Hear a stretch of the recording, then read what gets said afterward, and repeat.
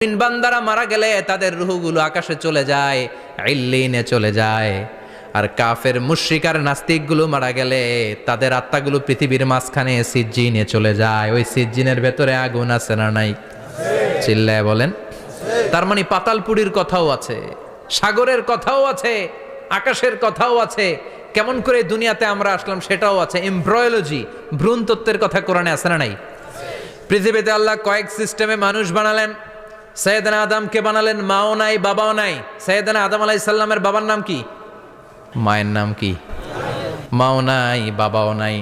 আবার সৈয়দনা ঈসা আলাইহিস সালামকে আল্লাহ তৈরি করলেন, শুধু মা আছে বাবা নাই। আবার আমাদের সবাইকে আল্লাহ বানালেন, মাও আছে বাবাও আছে, ঠিক কি না? এরপরে ছোট্ট এক ফোঁটা নাপাক থেকে আল্লাহ আমাদেরকে বানালেন। এই এক ফোঁটা বীর্যের মধ্যে যে প্রাণ আছে, এটা দুইজন বিজ্ঞানী আবিষ্কার করেছে। লিয়েন হুক মাইক্রোস্কোপ যন্ত্র দিয়ে তারা বীর্যের মধ্যে